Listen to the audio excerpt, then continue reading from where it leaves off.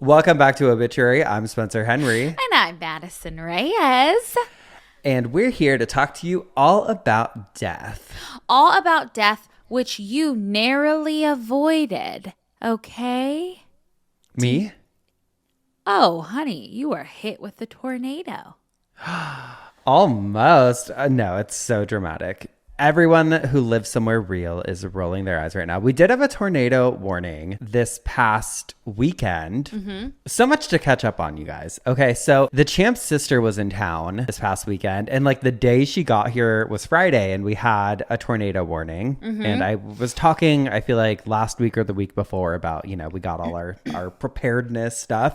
It truly was the wildest storm I've ever experienced. And I've been places where there's weather before. Like I've been in Florida during tropical storms. So I've seen weather before. When we were in Austin for one of our live shows, I think it was like the first time we were in Austin, I remember being in the hotel and like the window shaking. Like it was like a crazy storm. We've gotten weather before. Mm-hmm. But living in it is a whole different story. I had never seen thunder and lightning like that in my life. It was so pretty. We all just sat on our porch and just watched it. And it gave me the chills because it was like striking right in front of our house. And so like the house would shake, car alarms were going. I was wild, but I was living for it. You live for that, not me. I love it. And then I made everyone watch Twister. Oh, no way. Yeah, so we all watched Twister, which if you guys haven't seen Twister in a long time, fucking watch it. It's so good. We also watched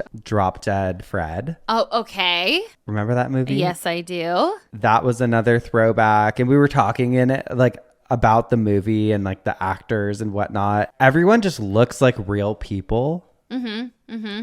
In that era of film, pretty much anything prior to the 2000s. Cisco and I have talked about that, where it's like, we watched Heretic, Heretic. I felt like one of the main characters, I'm like, damn, she's beautiful, but she looks like she's had a lot of work done. It is weird. You can tell, like, people back then, of course, still had work done, but it's just not the same. Like, I feel like you're going to be able to look back on history and see a person's face and see the era that they were from. Absolutely. And that's like the really strange thing. Yeah, because everyone started getting veneers and they started getting fillers and all of it. And I gotta say, you and we're no stranger to a needle. What do you mean? I need it. God, I need it. I'm looking old. But the more you, like when you scroll Instagram and TikTok now, it kind of freaks me out a little bit. I know. People's faces. I know. Everybody kind of looks the same. Mm-hmm. I did see a TikTok the other day that was like embracing my more like natural. And like, obviously, whatever makes somebody happy, fucking do it. And we love and live for a glamazon. But I will say when people kind of go a little more natural, it's like, oh, you look really good. It's that swing effect where that's the different thing now. Mm-hmm. Is looking natural, like embracing your natural. But then sometimes too, I don't know if it's like rage bait or what, but someone will be clearly pushing 70 and they'll post a video and be like, where's my 88 girls at? And it's like, girl, you're not fucking born then. And if you were, honey, girl, we know a doctor. We know a doctor. God really did break the mold with you, and not in a good way. Girl, he broke it, tried to glue it back together.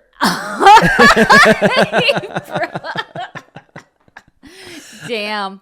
I know. It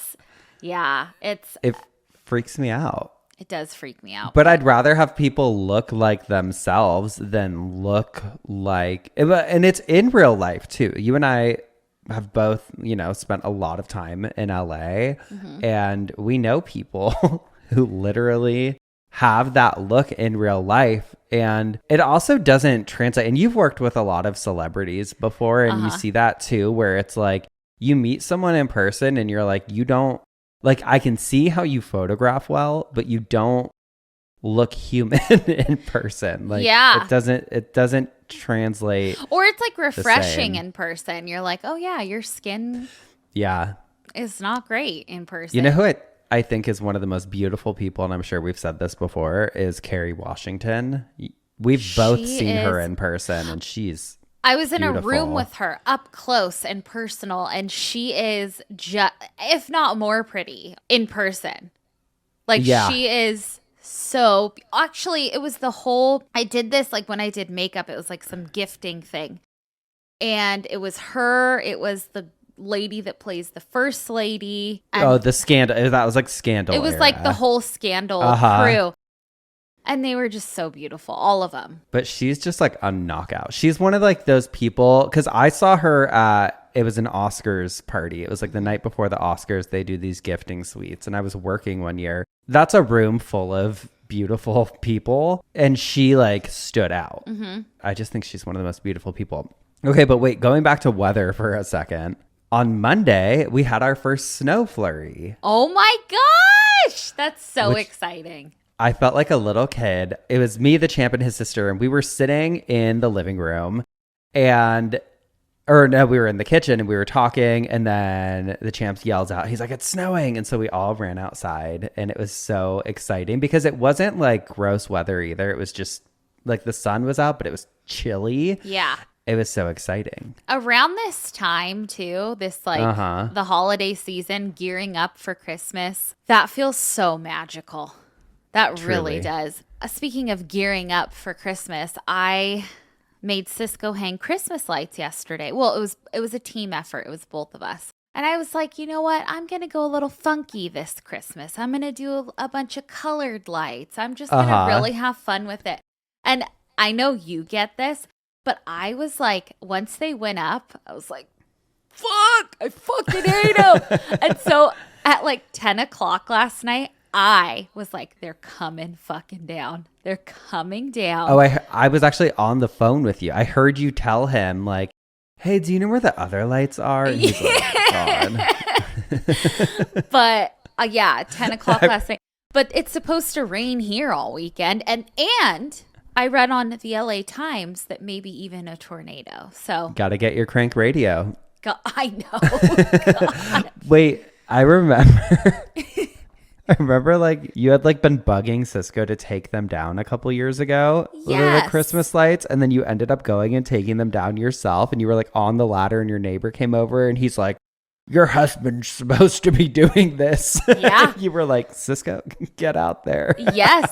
It was Al across the street. He always looked out for us.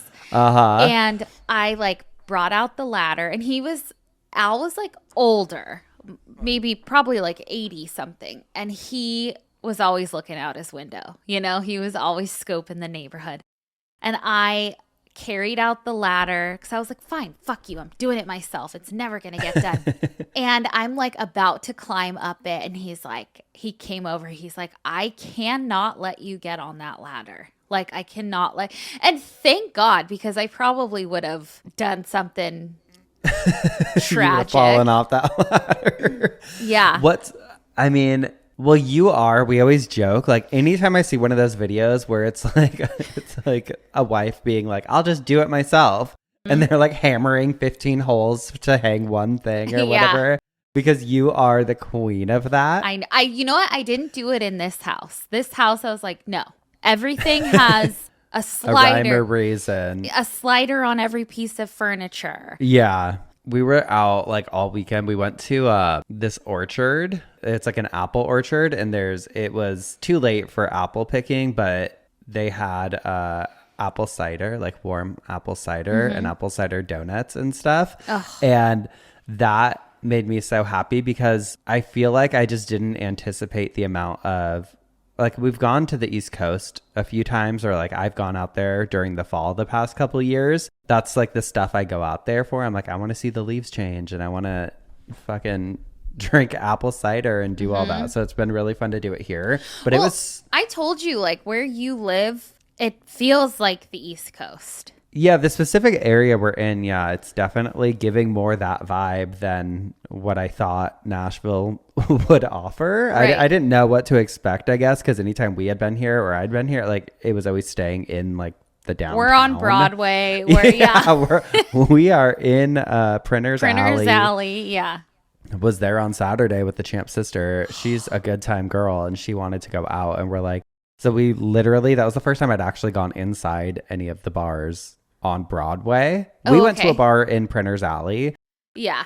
And you fell in love with that devil girl? I fell in love with her. She's a burlesque dancer. God, I still think about her. We should put a picture of her up here. Yeah, if I can find one. But we went out on Broadway and it was a Saturday night. We braved it and we went, and it was just chaos down there. And it's probably where I got this sickness that I have right now, because I woke up on Tuesday. Wait, we need to talk about that for a second. You had to take the champ to the airport at 4:30 a.m. your time, and you had texted me jokingly like, stay up so we can talk, you know? Oh yeah, I said don't go to sleep tonight because I'm gonna wake up at 4 to take the champ to the airport, and I'll call you after. You'll still be awake. And you did. I did, and you were. You answered the phone. You're like, hello. No, I answered laughing, and you were laughing, and we laughed for like a couple minutes just straight. Like, are you kidding me? I was like, you're already in tomorrow. I'm like, you're in yesterday. You're yeah. still yesterday, girl. So weird. I was fucking exhausted after that. I was like hyped, I think, like energy wise, like because I woke up early, and then I went to work out, and by the time I got back from my workout, I was like hit. I was like, I am fully sick right now. Yeah. And have been not feeling a hundo. I know. I'm sorry. I'll tell you that. It's just that time of year. It's okay. I'm just a man with a cold. God. Oh, I got my tarot cards read this weekend. Yeah, tell us about your weekend. Friday, Cisco had something, and so I went to that. Saturday, I had a baby shower to go to. Got my tarot cards read. It was all about work. It was all Career about work. girl. It was like everything she pulled was all work and all good. What'd you say? Are I'll good tell things you going to later. happen for us? Yes. Yeah. No, everything was good. Everything was really good. But that night, so we have a guava tree. Uh-huh. It like produces so much fruit. And so Cisco has like trauma from childhood with guava. He like cannot. He cannot. What happened to him? His mom would always buy it. He just said it smells like armpit. He's like, I hate the smell. It's so bad. Mm-hmm. I love guava. I had never had it before, and the specific guava that grows on our tree is not the pink guava, which I think smells more potent. This guava is it's like yellow guava or white guava. Okay. It doesn't smell as crazy. I understand where that armpity smell kind of comes from, but I like it. But so I made guava jam, and I was like letting it cool, putting it away, and then I broke something right by it. And I was like, okay, so this whole thing has fucking glass in it. Oh, fuck. And I still made a piece of toast with it. But then I tossed it because I was making stuff for other people, and I had to fucking do it all over again. You're like, I do have glass for teeth now. And Mm-hmm. I would just I'd pick the glass out. Well, I guess I can't say I love guava. I love guava flavored things. Mm-hmm. I don't want to lie. I don't think I've ever had fresh guava. We have fresh papaya every morning in our green juice that he makes. I've never had papaya. I have. Okay, wait. Did I tell you that my therapist thought I was drinking in the appointment? No. Aunt Julie. I know. So I've been seeing my therapist on Zoom lately because it's just easier for me. I was actually sitting in bed because Cisco hijacked my office because he had a meeting. So I was sitting in bed on Zoom with my therapist. And I drink these Alani's, just like energy drinks. Uh-huh. And so she was telling me about grounding. She's like, okay, so 5 things you can see, 4 things you can feel, 3 things you can taste. And I was like sipping. I was like, uh-huh. And she's like, so you can taste that seltzer that you're drinking. I'm like, I'm not drinking a seltzer. I'm drinking an energy drink. How wild would it be if I was just sipping on like a White Claw? Girl, talk to 2020 Maddie. I would have loved She it. she would have been drinking in therapy, honey. I miss my therapist. You do? Alex, if you're out there, if you're listening, I miss you so much. I do. I miss her. She was awesome. Yeah. And I think of her from time to time. If you ever move back, I'm sure you can see her. I know. Oh, God. Wait, I have such a sweet email, Spence. It like made me tear up when I saw it. Tell me. And it's thanks to you, actually.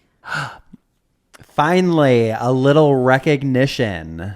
It says, "Look what you made me do. You stupid fucking bitch." I'm just kidding. I would love if someone just ripped me a new one. Can everybody just roast us? You know, on Reddit, there's like a roast. No. Yeah. No, don't do it. People have roasted us on Reddit before. I don't want more of it. Actually, honey, any press is good press. Any Talk press is good all press. you want. I know. Oh, like that ugly girl that wrote us that review the other day and I found her. Everyone who writes a bad review is ugly. Sorry. Never been pretty. Never been pretty. Never been pretty inside or out. Okay, look what you made me do. Dear Spencer, Madison, partners, and pups. I discovered your podcast earlier this year and have been binging it ever since. Oh. You guys remind me so much of me and my work bestie. It really feels like I'm hanging out with friends when I listen. I apologize in advance if this is a little long, but I really need to tell you this story. I'll try to make it as quick as I can, though. In May of 2022, my husband's sister died of breast cancer after 2 years of fighting her hardest. It was devastating. 2 weeks later, my mom was diagnosed with a rare and terminal cancer called primary peritoneal cancer. God. It's in the peritoneum, which is the stomach lining. So sad. I know. September 6, 2024 was my 46th birthday. And as I did most evenings, I called my mom and we chatted on the drive home. We talked for at least a half hour. About what? I couldn't say for sure. Everything, nothing, and anything else that came up. I had no idea it would be the last time I would ever talk to her on the phone. 4 days later, she wouldn't know my name, and on October 3rd, 2024, she went to be with my dad and Jesus. Fast forward to August 2025. My birthday was approaching and I was dreading it. It was going to be the first birthday of my entire life without my mom. So one morning, as I'm getting ready for work and listening to Obituary, Spencer's coffin spinner started and he began to talk about wind phones. I was sobbing in my bathroom trying to put on mascara. Not an easy task to do. I immediately began to Google wind phone and found Amy's website, the one Spencer had spoke about. I was very excited to learn that there were several wind phone locations in Michigan. We already had plans to go away with friends the weekend of my birthday, and I was thrilled to see there was one only 40 minutes from our Airbnb. I was suddenly excited for my birthday. Oh. So on September 6th, 2025, my husband and I went to visit the wind phone in Kent City, Michigan. It was the most cathartic and beautiful experience. I cried my eyes out. But I talked. My God. I know. But I talked to my mom. I told her about the kids and work and life and everything. I told her that I missed her and that I hope I make her proud. I cried, I laughed, I talked to the wind, and it was incredible. Oh my God. I know. You got me. I know. You got me. I love that so much. Love a wind phone. The wind phone is incredible. Just like on a psychological level too. It's like, wow, it's so healing. I think it's, I know you just said you've been doing Zoom therapy, so not to shit on that at all, because I've done that before too. But I think of wind phones kind of like how I think about therapy, and I like physically having somewhere to go and dump. Like for me, True. I did telehealth therapy for a long time, and it eventually wasn't. I was like, I need to get out of the house. I like going somewhere, saying everything, getting it out there, and then physically leaving. Like for me, that's really helpful. Totally. And I feel like the wind phone is a similar concept where it's like, Yeah, you can talk out loud to your loved ones at any time, but I think actually going somewhere and having this like physical aspect to it, like this tie-in to it, makes it really special. Oh my God, just thinking, because I've done that, like talked out loud about like life or, you know, things like that. I'm extra emotional. It was my dad, my sweet dad texted this morning to like our family group chat with me and my siblings, like, happy 25th anniversary, sweet Laurel. Like, I miss you every day. And this morning, that was like the first thing I saw. So I woke up emotional today, just like, oh my God. He's just like, I don't know. I just love, he's the best. He's the best. And he also though sends a picture, some throwback picture every day. It'll be like the most heinous picture of me and my siblings. And I'll be like, who are these people? It's just like, damn. Getting clocked before noon by my father again. God. Oh, God. It's so damn. sweet. I know. Okay. Well, let's fucking get into some assholes because okay. we need to put a pep in our step. I know. Yeah, change the tone. Okay, this first one's really interesting, and I want to hear your first impression of it. It says, am I the asshole for telling my mom that she's being unreasonable? It says, my 31 male uncle, 73, passed away, leaving everything to his roommate, 71 male. My mom, 60, is still very upset about this. She has been for a month now, saying there must have been some sort of undue influence. I told her they lived together for 45 years. There's nothing weird about the will because of that. He can leave his money and stuff to whoever he wants. But then my mom said she'll contest it. She kept asking me to talk to my friend who's a lawyer to see if he knows anyone who specializes in this field. So I told her she's being unreasonable and she got very angry at me. My dad said I shouldn't judge her when she's still struggling with the loss of her brother. So am I the asshole for telling my mom that she's being unreasonable? No, I don't think so. I think sometimes it's important to hold the people around you accountable if they're acting erratically. Honey, the uncle's gay. Oh, wait There's a no second. way. They've been roommates for 45 years. Oh my God, why didn't I clock that? I didn't initially clock it at like when I first read it, I like kind of raised my eyebrow a little bit and I was just like reading through it. It's pretty short. And then the second I like scrolled down to see what people were saying, everyone's like, he's gay. Like, your uncle is gay. That? And then then fuck the mom. Yeah. I mean, like, the thing is, they don't know if the mom knew. So like they were saying that in the comments, and then the OP, which is what they call like the original poster, was commenting under it and was like, listen, I suspect my uncle was gay, but like I didn't want to guess because that one time I guessed wrong for somebody else. And so I've always just been like, whatever. But if he was, great. Okay. But yeah, I'm like, Bert and Ernie. Yeah, we got a Bert and Ernie situation here. Yeah. You know what? I take back what I said. Well, actually, I don't take back what I said. But I think the mom is being unreasonable. Yeah, I think she just really hasn't put two and two together. That's true. Give her the benefit of the doubt. That's true. Yeah. I mean, the first time we heard it, we didn't realize it either. So it's true. That's true. Very true. And we're pretty much perfect. So if we didn't get it, you know. Okay, this next one says, am I the asshole for calling my sister an attention whore because she's making my grandma's death all about her? Ooh, okay, let's hear it. Love ones like these. It says, my grandma died a little over a week ago, and my sister, 19, was supposed to stay the night with her in the hospital. We were all there until around 9:30, and she was fine.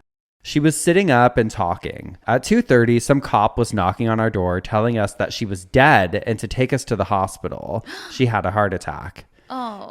In my culture, when someone dies, you open their house to anybody so they can pay their respects. Like my mom and aunt, seriously, they posted their address on social media with dates and times. I just have to say that my sister is the perfect one, and that role is very important to her. She has a tiny body, great skin, piercing blue eyes, and springy blonde curls. She sounds beautiful like to me.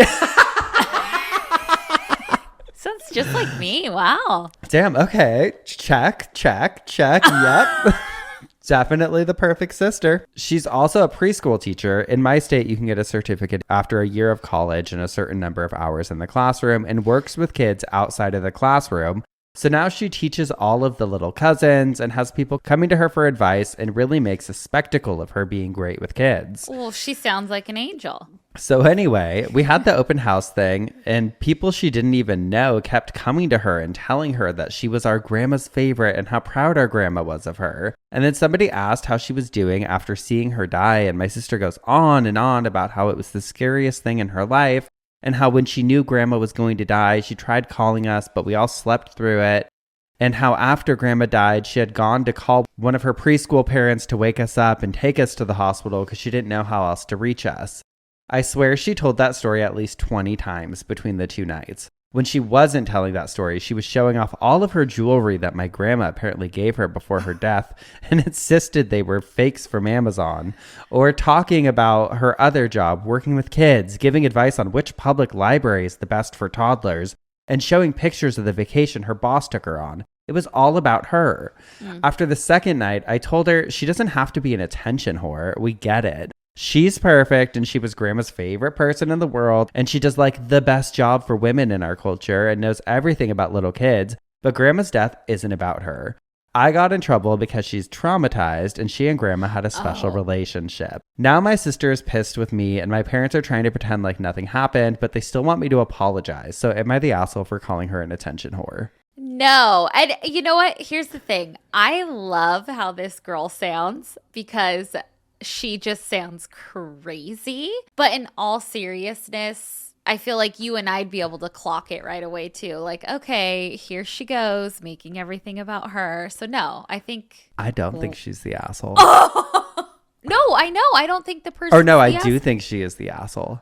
Oh, okay. I think she sounds, and this is just my opinion. You think she sounds jealous? She sounds insane. And she sounds jealous. She sounds like the insane one.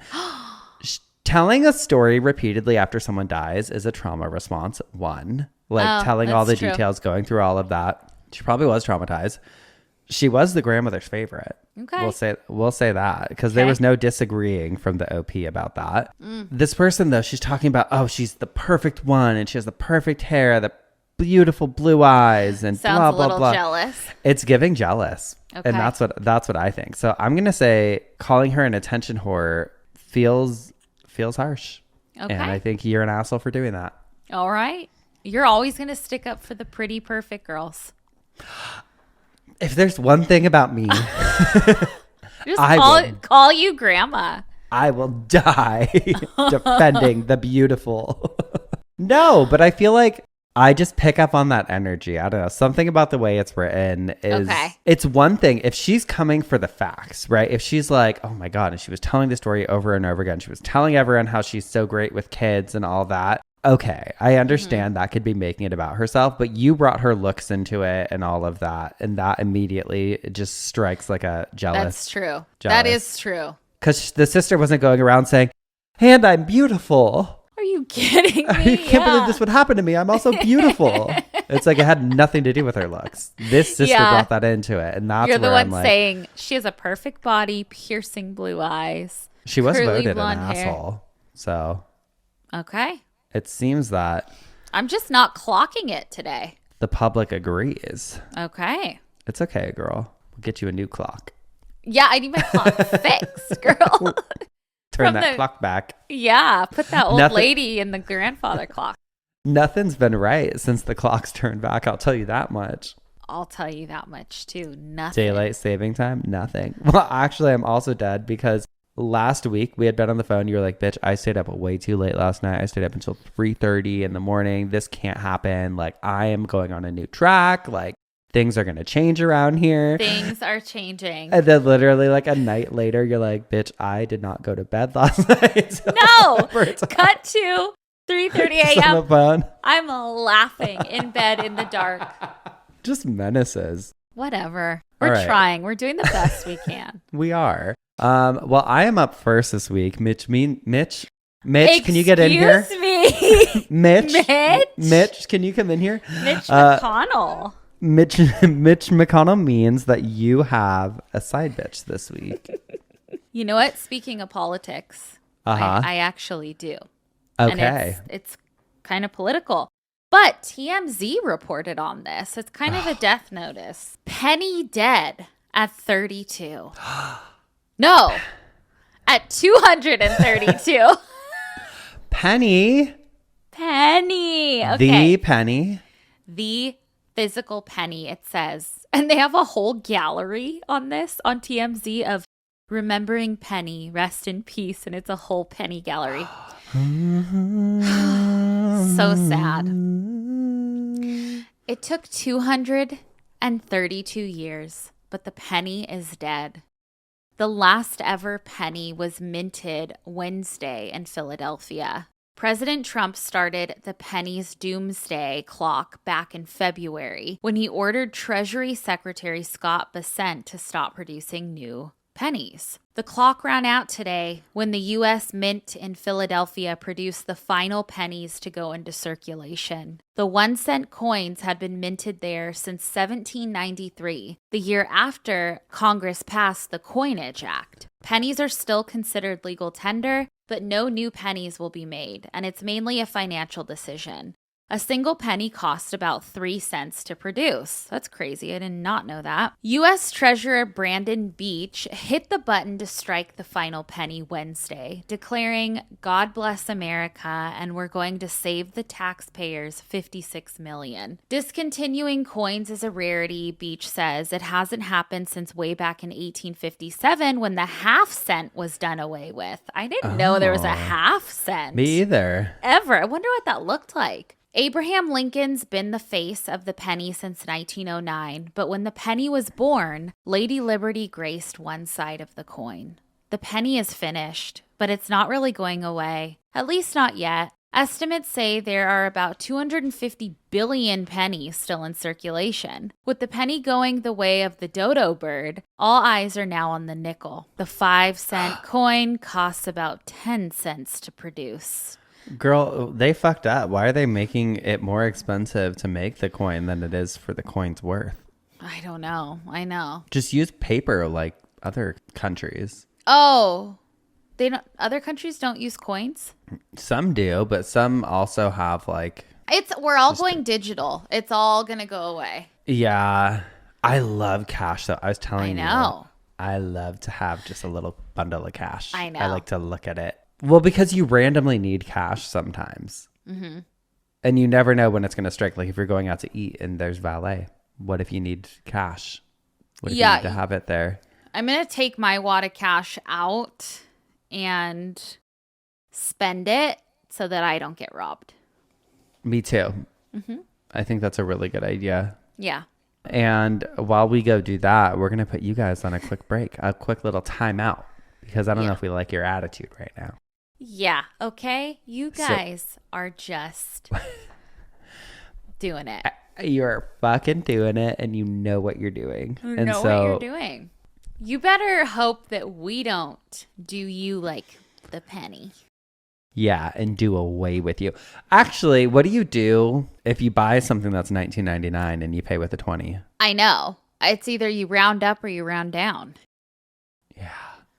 Fuck. It's a whole new world we're about to live in. Whole new world. I know.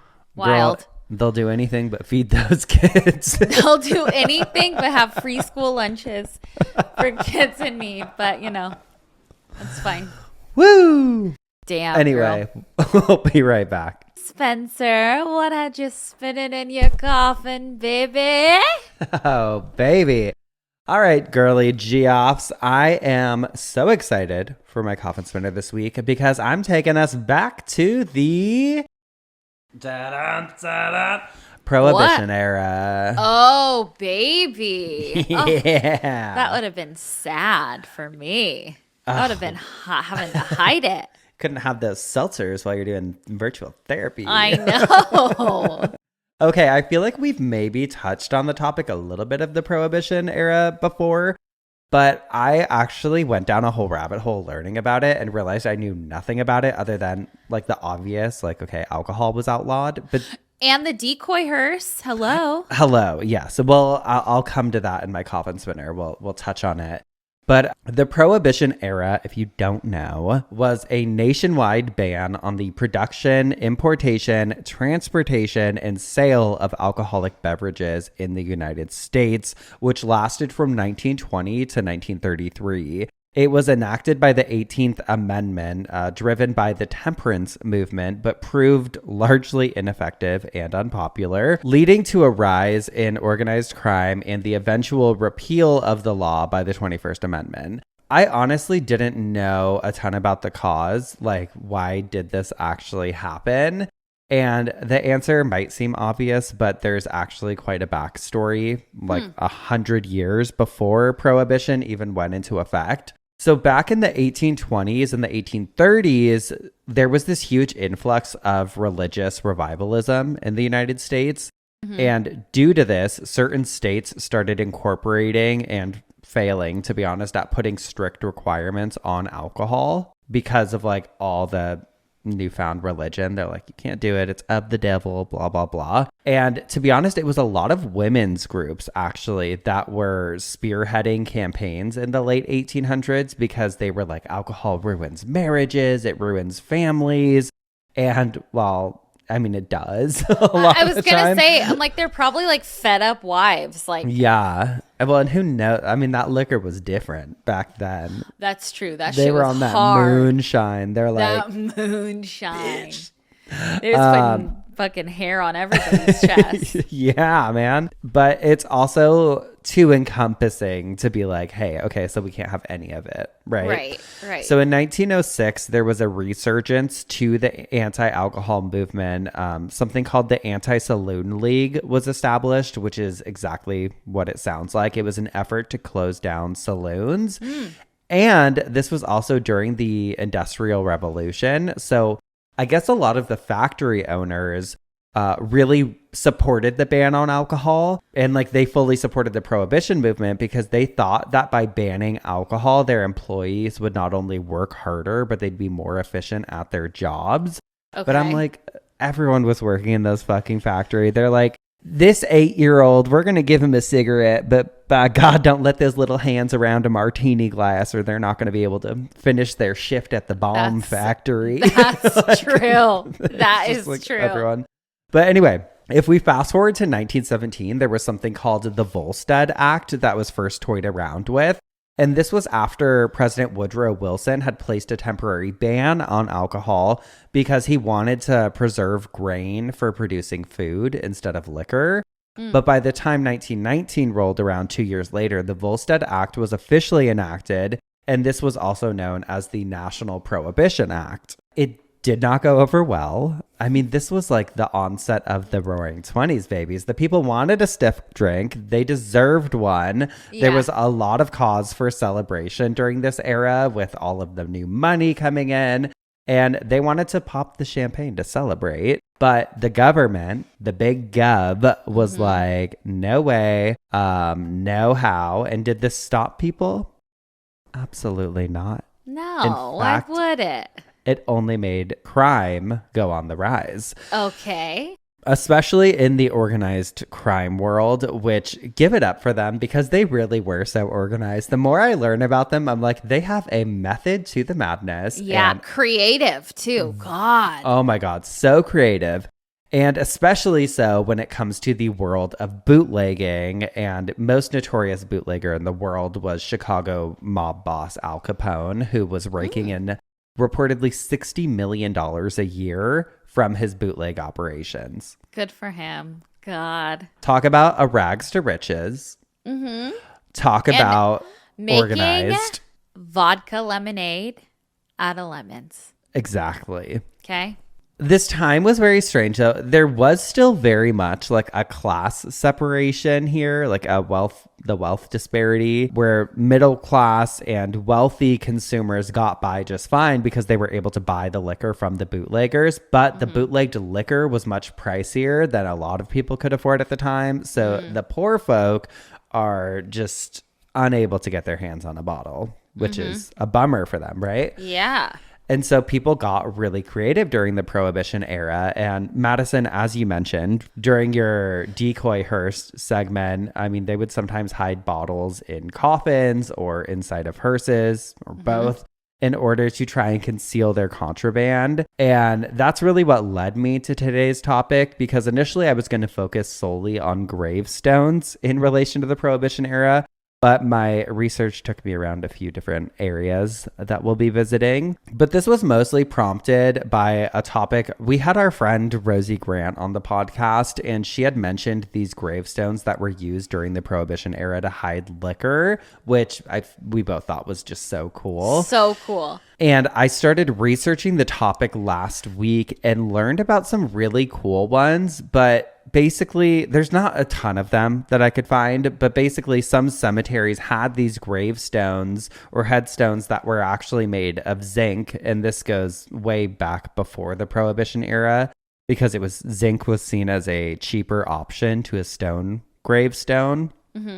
But they fell out of popularity because people thought they didn't look as nice. And I feel like I agree. I don't think they look super nice. But people were also concerned that they wouldn't hold up over time. And the ones that I've seen still look great. So I'm not sure. Yeah. But sometimes they would actually use these zinc headstones to hide contraband, especially during the Prohibition era. They would have these hollowed out zinc gravestones that would contain hidden compartments inside of them for bootleggers, where they would like place a bottle inside, and then the customer would come, take the bottle, and leave a little cash deposit.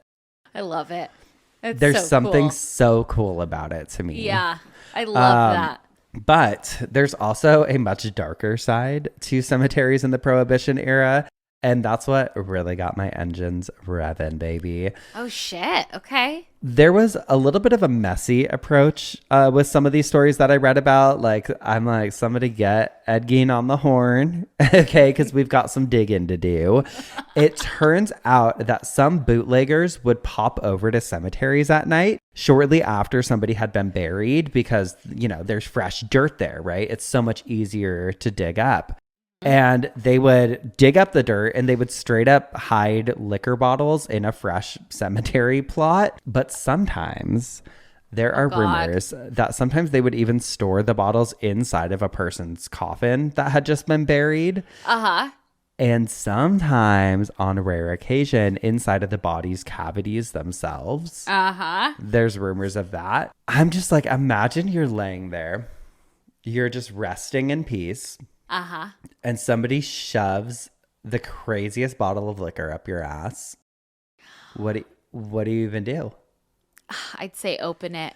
I picture it kind of like, when people do that like beer can chicken. Yeah, oh God, totally. That's all I could think about when I was picturing this. People were wild though. Like, I mean, we've covered rock gut whiskey, like drinking the whiskey from barrels of bodies, like just wild. I read about some more stories about that. I didn't include any in this because we've already talked about rock gut whiskey before. But the plots themselves were actually really useful to bootleggers, more so than a coffin, more so than anything else, because they could literally bury crates of alcohol down there. Shit. Because, well, think about it. Like, someone's 6 feet under. There's a lot of dirt there. There's plenty of room for a few crates of alcohol. Yeah. Wow. The authorities did eventually catch on to this, though. There are police reports. This is like my favorite tidbit from the 1920s, that some of the mausoleums the police went to had more liquor bottles than bodies stored in them. Amazing. Because mausoleums in particular, there was a lot of hiding spots for them there because they could just put it in the fucking wall, right? But then also they were a really popular trading spot, I guess, for liquor transactions, which all of this comes back to, I guess, the notion that it's easier to get away with hiding something in a situation like that because you're not worried about the police coming, because the cops aren't coming to the cemeteries. They're not going to go up to someone like, are you trading alcohol? They could be mourning. Yeah. They could be more. It's like one of those things. I guess that is probably an easier place than not to commit a crime. Yeah, totally.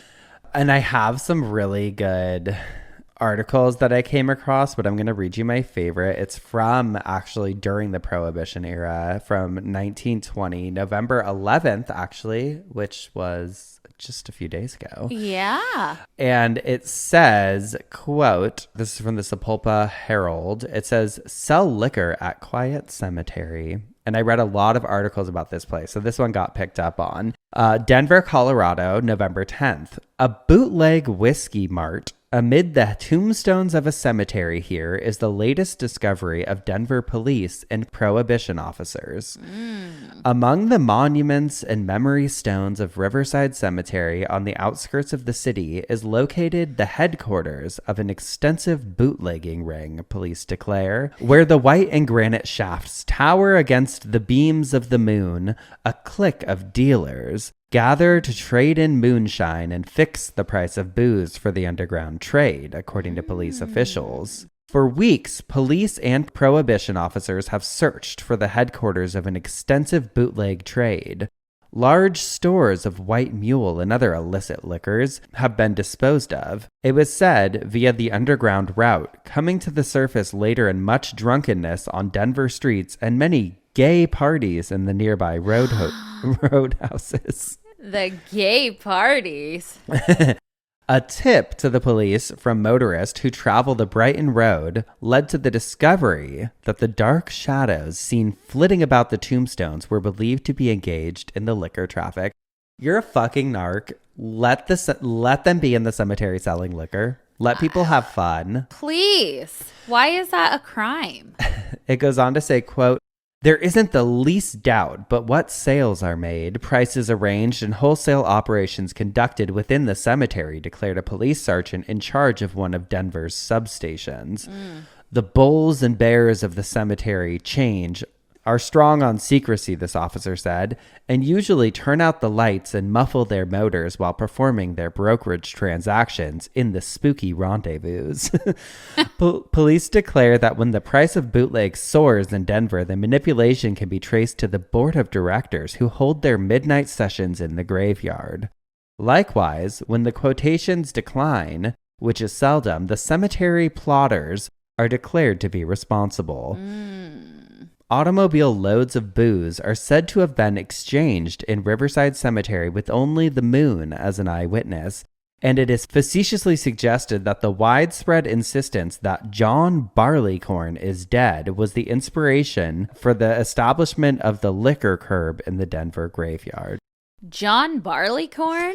I don't know. That's what they say. Made up. I know. Well, maybe it was one of the fake tombstones. Who knows? But That's true. I love that this came out in 1920 because I love the way they wrote articles because they don't do it like it anymore. I know. They're taking you on like a journey. I feel like all the old newspapers had more of like a storytelling aspect to the stories versus just reporting these fucking boring facts. The moon is the only eyewitness is poetic.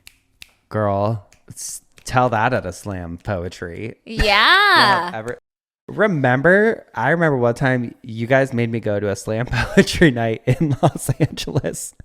And next thing I know, we're sitting on the stage and just hearing the craziest poems of my life. I'm sorry, I'm not a serious person. I can't be in there.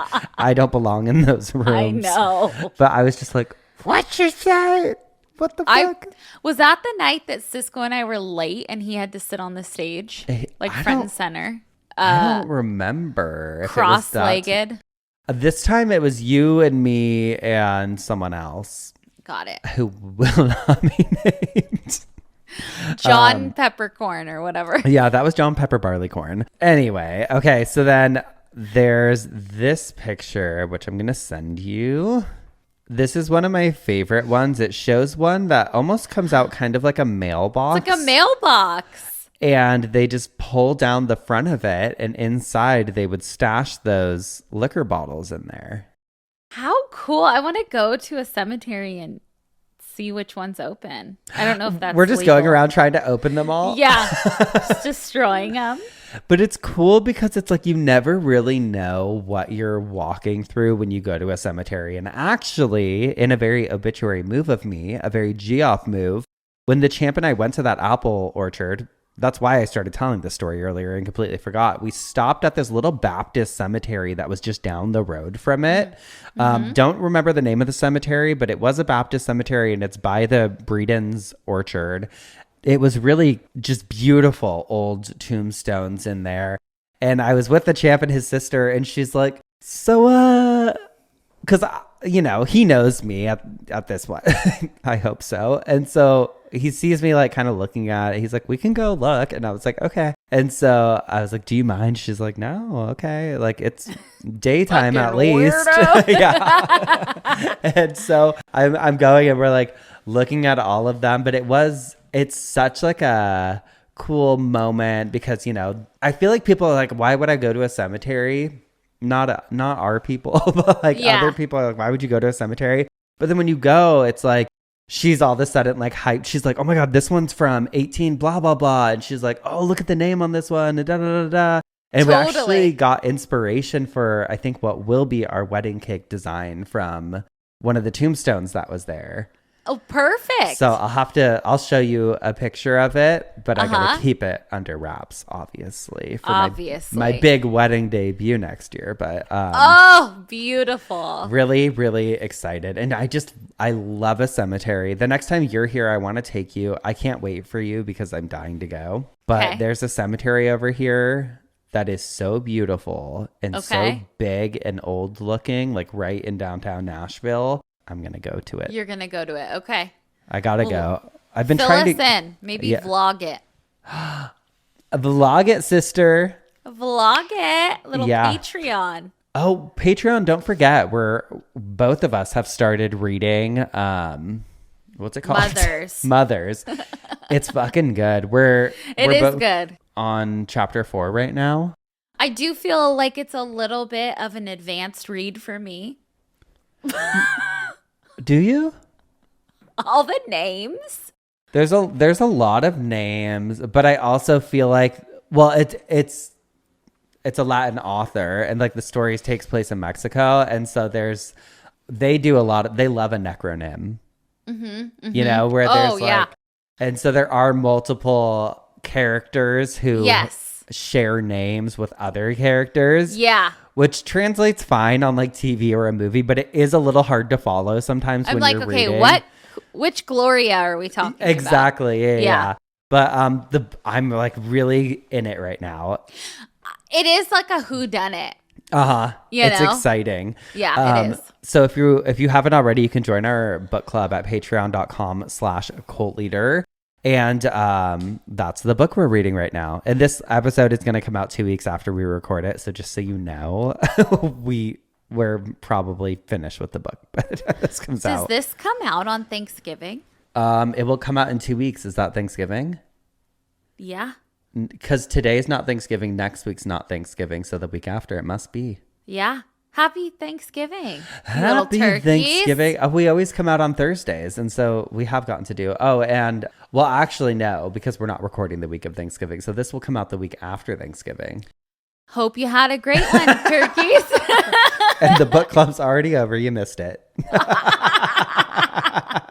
Oops. What had you spinning in your coffin this week? All right, girlies. Before I tell you what had me spinning, I want to say, and Spencer, I think that we have similar experiences with this, where like our favorite thing in this world is having people send us topics to research, or like, hey, I thought of you. Like, I think this would be great for the show to dive into. And our friends and family in real life do the same. Yeah. But after 200 something episodes, like there are so many times where I'm like, fuck, man, we've already covered that. Like, yeah. Oh, so all the time. People will be like, check this out. And I'm like, girl, you think I don't know? Girl, read our book. Read the fucking book, god damn it. Yeah. No, but I know what you're talking about, because sometimes someone will be like, have you heard of this? And I'm like, no. And then I look and I'm like, oh, actually, I have heard of this. Fully. Yeah. But like when we haven't heard of something, it feels like we struck gold. Oh my God, yes. Well, that's how I felt when Rosie told us about these prohibition coffins. Or prohibition tombstones. I was like, girl, what are you talking about right now? Yeah. Tell me everything. Yeah. Totally. So, anywho, I was with our friend Alyssa a few nights ago and her husband, Chris. Jealous. I love her so much. I know. We talked about you. We miss you. As you should. Well, Chris was like, hey, have you seen this or heard of this where these corpses, he was talking about in Ghana, are posed and they're super lifelike. And I'm like, oh, the fantasy coffins. Or, oh, Famadiana. Like, I was like naming off all these news, things. We know. Old news. But I was also like, oh, do you mean extreme embalming? Because we fucking know about that. And that's why I have Mr. Yaki here with me, because one day he'll be embalmed. And a portion of our live show a few years ago in Irvine, that was like my whole coffin spinner was extreme embalming. And we've talked about some other cases too. But he proceeded to show me footage of a corpse at a funeral that was extremely embalmed, and to my surprise, I had never seen it. Oh, we got some new characters to add to the cast, huh? Yes, the man who was embalmed, I guess, had been a barber in his life, and his whole funeral, he was standing up with clippers in his hand, and people could come underneath the clippers and pose with him. Love. I have a note for you that you can open and look at, but I have the video I'm going to send to you right now so you can see it. Okay. So should I do the video first? Do the video first.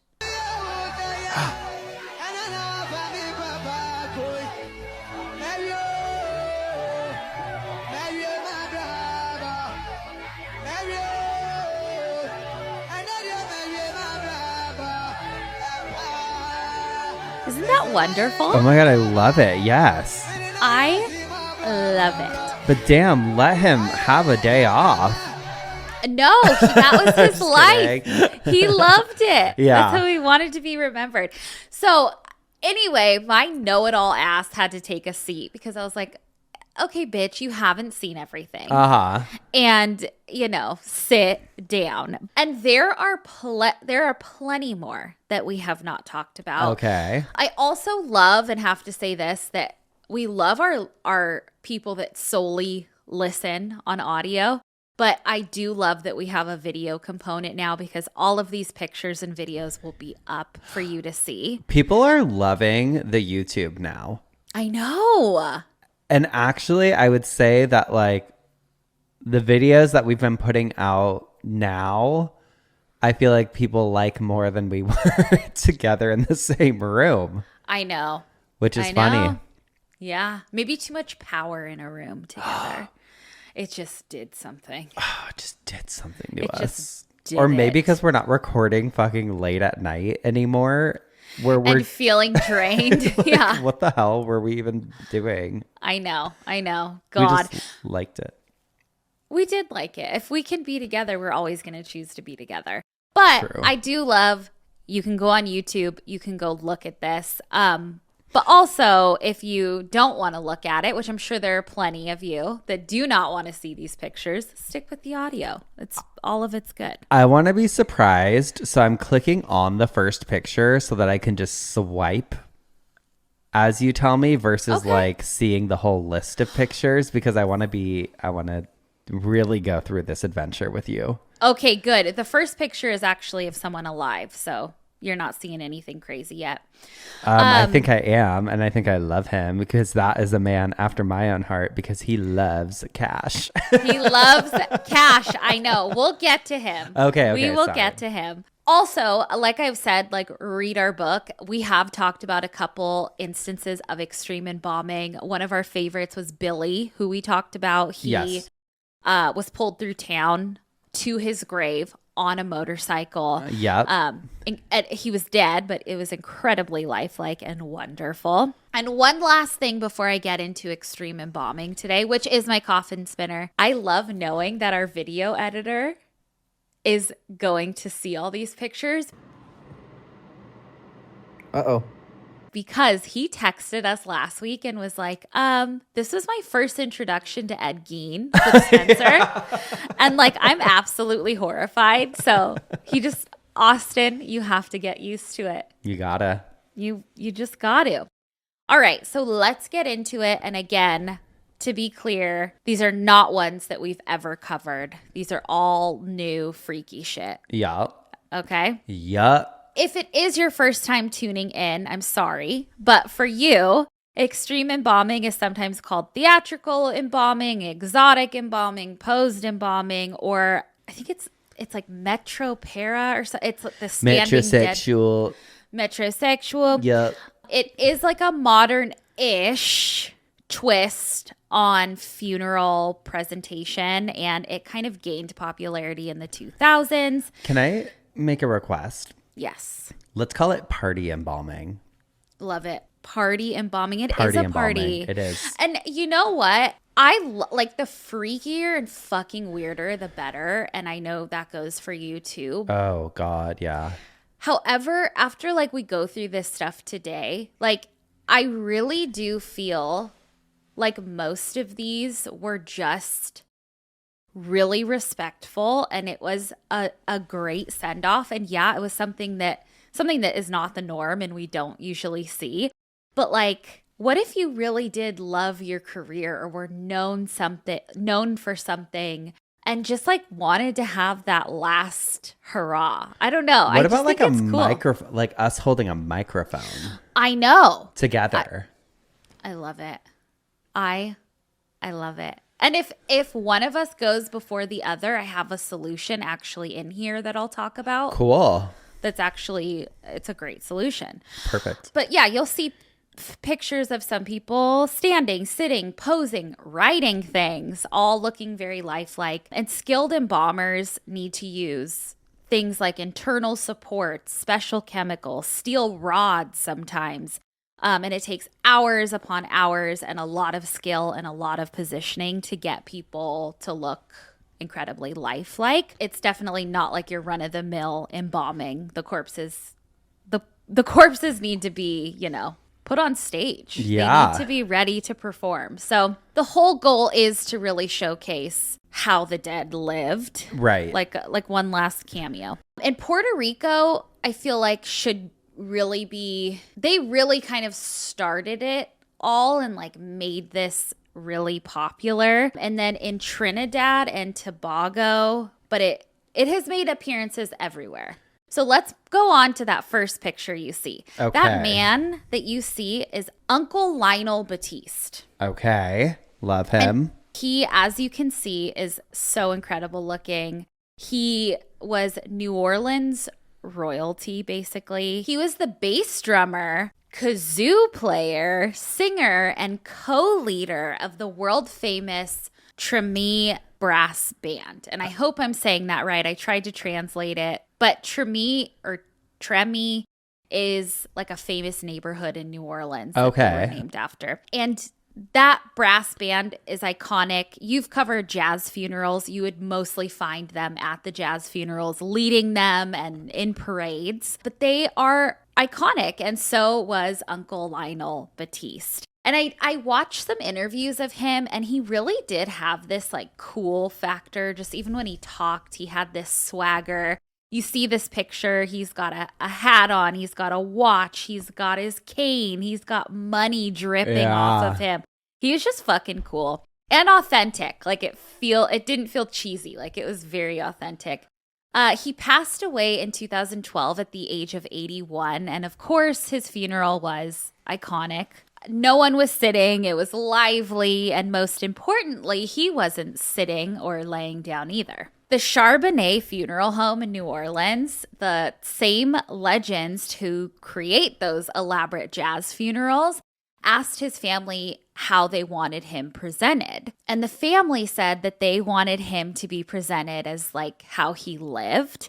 So the embalmers went to work, and when mourners arrived, they did not see a casket. They saw Uncle Lionel himself standing upright. There he is. There he is, leaning casually against a streetlight pole, like he was just waiting to, be in a jazz funeral or something. He was dressed in a crisp blazer, a matching hat, his sunglasses, a watch, and you can see his cane in the picture, and his like hands are resting upon it. Love. NOLA.com wrote about it, and they had quotes from many of the attendees just to give you a picture of like how the funeral went. One said, quote, "He looks better today than when I saw him the Thursday before he died," said Storyville Stompers tuba player Woody Penewell. Heaven is agreeing with him. The article went on and said, Lionel Batiste Jr. says he made a promise to his father. Quote, "I told him I'm going to take care of you. I'm going to send you off good." That's the kind of guy he was. He had to be an original. And then I do believe, because I found a couple other pictures, you can go, I think I included it in that. Oh, yeah. At some point they may have done like a jacket change and laid him in his casket, because there are many of him laying there too, which I like. I love that they're options. Oh, yeah. Love an outfit change. That is an outfit change, right? It's completely different. He's standing, he's laying. It's just a whole thing. But by all accounts, it was an incredibly beautiful, respectful, loving experience for everyone in attendance. And I feel like it was really extreme embalming done right. And it made me think, I'm like, what if like Michael Jackson did that or something? Yeah. How fucking crazy that would have been. I'm not comparing him to Michael Jackson, but they would have believed that Michael Jackson was dead. And not on an island somewhere with Tupac. Yeah, God. Okay, but while we're still in New Orleans, that NOLA.com also mentioned something in that article that I had to look into because I thought it was pretty wild, and also a solution. You'll understand why I said that earlier. So they mentioned a man named Ernie K. Doe. Ernie was like Uncle Lionel Batiste. He was an iconic New Orleans native. He was an R&B singer. Some of his songs made it to #1 on the Billboard charts. But he passed away in 2001 at age 68. And I read that he and his wife actually matched at his funeral, which I thought was kind of sweet. Yeah. Like he was like in white and silver, and she had like a matching thing made. But the funeral was a huge, lively event, but there was no extreme embalming. This will make sense. So his wife, following his death, had this crazy lifelike mannequin built of him. And it lived in their nightclub as like a fixture for everyone to see and to still have his presence there. And I included the picture of his wife, Antoinette. Let me see. And his mannequin. Oh, no. Okay. I mean, so it's a beautiful picture, but he's the mannequin kind of scary looking. Kind of scary looking, kind of creepy. But okay, what's creepier to me, but also kind of cool, and what we could do, when his wife Antoinette passed, that mannequin attended her funeral. Hell yeah. Oh, not extreme embalming, but I think it fits well because I feel like in my gut, if he could have been extreme embalmed, he would have gone for it. Yeah, he would have. Hell so yeah, that's her posing with it. But yeah, it attended her funeral in his place. That's gonna be me next to a mannequin of you, just like next still year. Got my girly. I said next to a mannequin of you. Oh, I thought you said next year. I'm like, I'm not going anywhere. We don't know. Okay. True. Could be me. Who knows? Hopefully it's neither. Isn't that sad to think that there will be a time, even if it's a short time, that we won't be on this earth together? I don't think that'll happen. Yeah, they got to. If they're taking one, they got to take the other. You got to take both. God, if you're listening, if you're a Geoff, do that for us. Come on. If you're gonna do one thing for us, let it be that we die at the same time. Yeah, come on. All right, next we have Eduardo Velasquez. But we're leaving New Orleans and we're heading to where extreme embalming really took off, which is Puerto Rico. This guy, Eduardo, he worked for an ambulance company in Puerto Rico. And he spent his whole life behind the wheel of this ambulance. It was his job. It was his pride. It was his identity. He was just committed to this role. I believe that his death was accidental. I read somewhere like there was an accident between him and a friend messing around with a gun, and he died. Allegedly, I don't know if that's confirmed. Most of the articles were in Spanish and kind of hard to translate. Okay. Anyway, he passed in 2010. His friends and family wanted to send him off in a way that fit best, and they ended up seating him in the driver's seat of his ambulance for his wake. And you can see the picture if you swipe. Chillin'. Okay, he's dressed in his uniform with his hat on, sunglasses, one elbow kind of resting on the window, the other's on the steering wheel. He's just doing his job, okay? I don't know what the big fuss is about. While you people are here, I'm just doing my job. But it was exactly how he lived, always on the move in his ambulance. And his viewing is actually considered the fourth documented case of what the Puerto Rican funeral home calls an exotic wake. I mean, damn. I mean, you wouldn't be able to tell. Similarly, we have Victor Perez Cardona. Wait, imagine an ambulance pulls up and that's the driver. I'd be like, girl. It is a little Weekend at Bernie's. Well, how many people have died in that ambulance? Probably. I know. Yeah. Not the first dead body in there. I've seen some ambulance drivers that look like that. Girl, sometimes chillin'. Sometimes they're giving dead. Sometimes they're given dead. I know. Giving corpse. So similarly, we have Victor Perez Cardona, and he was a 73-year-old taxi driver in Puerto Rico. He drove the same cab for 15 years. It was like his second home. He unfortunately passed away of cancer. You went ahead, didn't you? But before he did, he had a burial request. He wanted to take his final trip behind the wheel of his taxi. Girl, me and Vic had the same car. That's the car I moved to LA in. Is that the one you that Toyota Corolla? Is that the one you shit in? Girl, yeah. He looks absolutely terrifying. I'm sorry. I always want to be respectful. But he looks like a scary 1940s reporter dummy.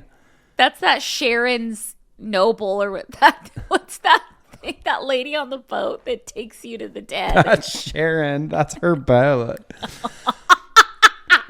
Okay, let me explain this to the listeners. Okay. He's propped up in the driver's seat of his cab. His hands are gripping the steering wheel. Holding on for life and death, honey. He's on his way to heaven. His hands, gripping the steering wheel. He's dressed in a button-down shirt, a fedora, and a tie. And I guess some of the guests even would climb into the taxi with him to take one last ride. And there's a funeral wreath in the back seat. Yes. It's going on the journey. He's going home. God. Damn, I love all the different angles though. And don't you love that? I'm so sorry for him. It's You're not sorry. He looks like a dummy. I know. Not in the dumb way, but in the mannequin way. He looks like a dummy. The phone number on there is 6666. I'm calling it. Pick me up, girl. Pick me up, Victor. Vicky boy. Okay, I do have to say, all of these cases that I've seen, the people always either have their eyes closed or they have sunglasses on. Yes. And they are dead. They are dead, and the eyes are such a dead giveaway. Yeah. Except for this one. Oh, no. We have Fernando de Jesus Diaz Bito. He looks alive. The first picture. Don't swipe yet. Oh, sorry. He was a young man in Puerto Rico also. He was tragically shot in 2016, and he was only 26 years old. He was shot outside of his house 15 times. Damn. But instead of laying him in a casket, they had him seated upright in a chair. And so the first picture you're going to see is him alive. Got it. Okay. I was going to say this is the most lifelike one I've ever seen. His eyes look alive, but he was. Yeah. Okay. He looks great in that. So don't swipe yet. Okay. He's sitting there. He's extremely embalmed. I just don't want you to see it yet. He's extremely embalmed. He sat in a chair, just a little, kind of like he just had gotten home from work and is like made the sitting craziest noise. You just. Oh. Perfect. I'm being extreme embalmed as we speak.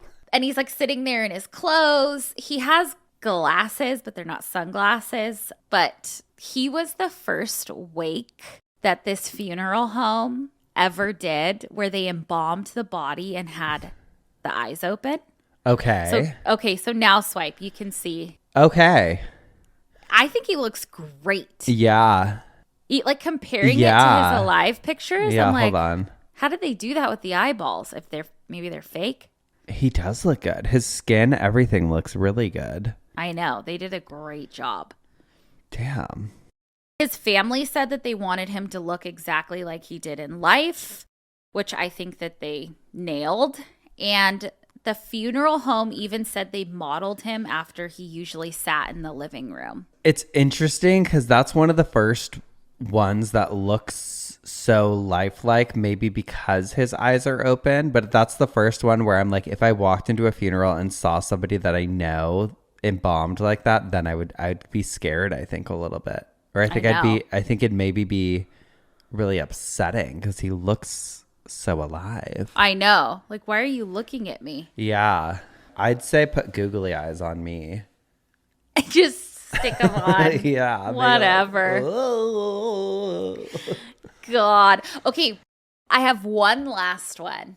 okay. And this guy is Che Lewis. He's 29 years young. This is from Trinidad and Tobago. He and his dad were murdered, and they were murdered in their sleep by gunmen. I don't really know. I didn't dive into the whole story of that. But he didn't have a coffin. Instead, he was extreme embalmed, and he was sat upright in a straight back chair, and the chair was strapped to the bed of a hearse. It was like a hearse that looked like an El Camino, or like a truck. And they drove him around town like he was still living. He had a suit, a tie, sunglasses. Oh my gosh. He looks good, He right? does look good, yeah. They got the TV, the speakers back there. Oh, they got it all. But apparently I read that when they got to the church was like, you're not bringing him in. Really? Yeah, I don't know if that's just alleged or what, but the next picture you see is him sitting outside of the church. They wouldn't let him in? I think because he's strapped to that chair. I don't know. No, those doors are wide open. They could have let him in. I know. I don't know. But I think he looks great. He does look great.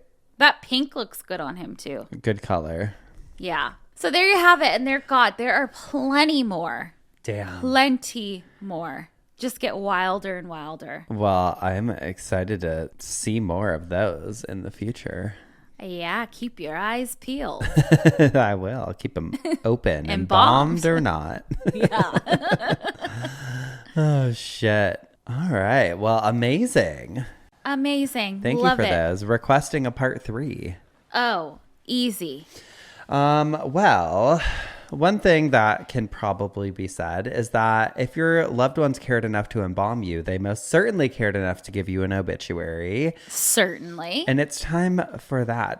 This was a random stumble upon in an old newspaper. I was reading about something else for a cult leader. I was reading about a certain case, and then part of the article was on a different page, and I went to it, and that was also where the obituaries are. Okay. And so, if I see the word obituary, I'm like, I'm reading. This is from the Parsons Sun, Saturday, January 16th, 1954, from Parsons, Kansas. And it says, Columbus, Ohio. Quote, dismal winter rain beat against the walls of Ohio Penitentiary last night as a plump, gray-haired grandmother died in the electric chair. Oh my God. Mrs. Dovey Blanche Dean, 55, convicted of murdering her husband by slipping rat poison into his milk, died silently and with downcast eyes. The state contended she killed him for his $27,000 estate. Oh my God. Her husband of 4 months. Wow. Why'd they have to explain her like plump and... Girl, she was. Yeah. A spade's a spade. They called it. And she's a bad girl. She's no longer with us, but she went out, man. Damn. I know. Well, the headline. And what year was that from? 1954, and the headline said, "Murderess 55 dies in silence." God. It's weird to hear about it from that long ago. Uh-huh. I don't know. You don't hear about women in the electric chair. You don't hear about, no one talks about the electric chair anymore. I know. Bring it back. Bring it back for some people. Some people Please. need it. Yeah. Including some people us. are asking for it. I know. Turn it all the way down, but I feel like I could use a little jolt. Sometimes, yeah. Sometimes I could too. I know. We should put dog collars on us, those bark collars, and try it. That we can control. Yeah. Yeah. Oh, yeah, baby. All right. I have a woman named Peggy Hopkins Joyce. She was famous. It sounds familiar, her name. I had never heard of her. This is from 1957 from the Hartford Courant. It says, New York, June 12th. Peggy Hopkins Joyce, dazzling blonde Ziegfeld Foley's girl, whose beauty won her a series of millionaire husbands, died today of throat cancer. Oh. The famed glamour girl of the 1920s was married 6 times, 5 times to men of wealth, and once to a count. She claimed to have been engaged 50 times. Hell yeah. Miss Joyce has been reticent about her age, but she was believed to be about 62. I love that. When first married in 1910, she said she was 15. She died in Memorial Hospital for cancer and allied diseases, which she had entered June 1st. At her bedside during her fatal illness was her 6th husband, Andrew C. Meyer, and a retired banker of New York and Woodbury, Connecticut. Okay, so... Love her. She's an icon.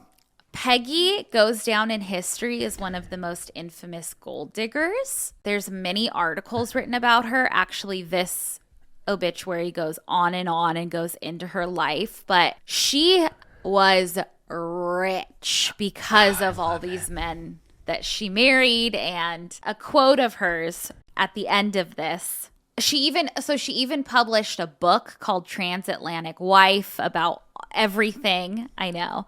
And she was in dozens of moving pictures or cinema, but she had so much money, so much jewelry, and she said, quote, a domestic pet which can be nourished with checks, which can be tamed with jewels, and of which can be rid of with alimony. That's how she described herself. I love it. Love her. I know. A gal's Rest gal. in peace. I know. Fuck yeah. I love a gold digger when they're glamorous. And I too. love a woman who lies about her age, and I'll defend them till the end of the time. Just like beautiful people, I'll defend them. Defend him. And a woman scorned has God. my vote. Speaking of a woman scorned, we got to move on to the next segment because I've got a fucking story for you. Okay. We have spun in our coffins. We have bitched our obituaries. Means it's time for some dumb ass criminals. This is from Boston 25 News. Okay. Somebody actually, I believe, sent this one to us. And I don't know if I wrote down your name, so I'm so sorry. But this is from Geneseo, Illinois. It says, quote, an Iowa woman was arrested after police in northwestern Illinois discovered her between the interior walls of a business.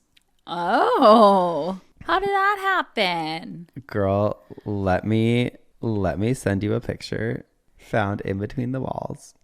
Oh, no. According to a news release from the Geneseo Police Department, Kaylee Alexis Ann Gotch, 26, of Davenport, was arrested on November 5th charged with burglary, felony criminal damage to property, and criminal trespass to property. And then the press release from the Illinois Police Department says, quote, on November 5th at approximately 5:24 p.m., a business owner on the 100 block of South State Street reported hearing a loud noise originating from the ceiling or attic area of their business.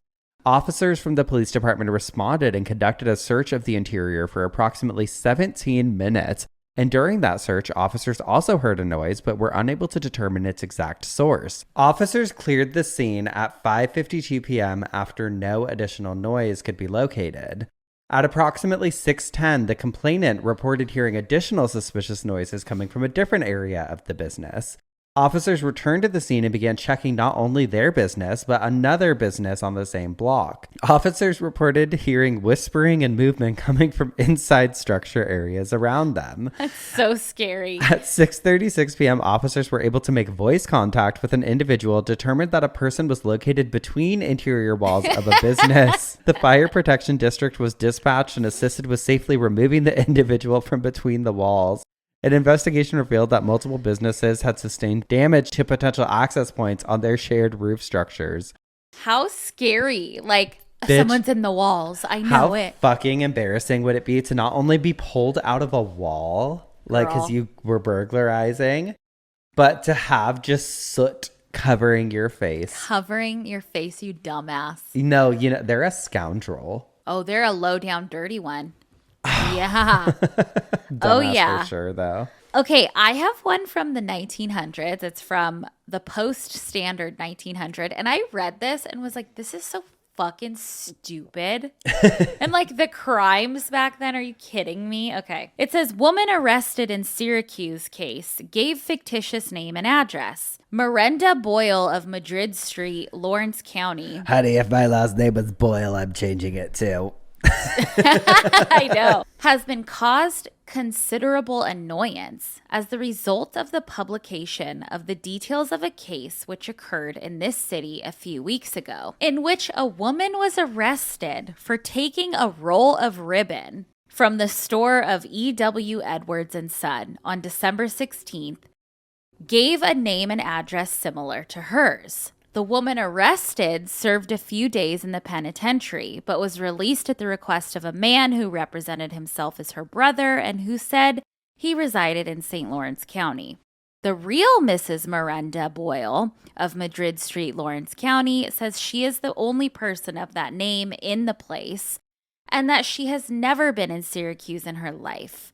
She is at a loss to know why the woman arrested would have given her name and address. So a woman was arrested for stealing a roll of ribbon and put in the penitentiary for days. Locked her up, but then gave a fake name and address. And this woman has no connection to her. It's like, why? Damn. It's so dumb. I felt so dumb. I'm like, you're reporting on a roll of ribbon and you put her in jail? Slow news week. Slow arrest quota week, probably. I guess so. I guess. Like, God, come to 2025, honey. Girl, they're out here no doing clue. crimes. I know. Smashing and grabbing. Oh my God, I saw a video of a girl driving into an Ulta the other day during a police chase, and she just drove straight through it.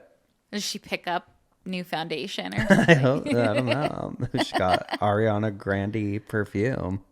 Ariana Grande. Remember you worked at, didn't you work at Ulta? I never worked at for Ulta, but I would have to go in there with other brands. Yeah, because that's when they were doing all the smash and grabs at Ulta too. Yeah. They would just come in. Yeah, you saw them. That's why I remember. And Girl, they were out there. None of my business. I'm not stopping it. Are you kidding me? That's not my job. No, ma'am. Oh, shit. All right. Well, that's all we've got for you this week, but we'll be back next week with some more coffin spinners. And obituaries. And dumb ass criminals. Goodbye. Goodbye.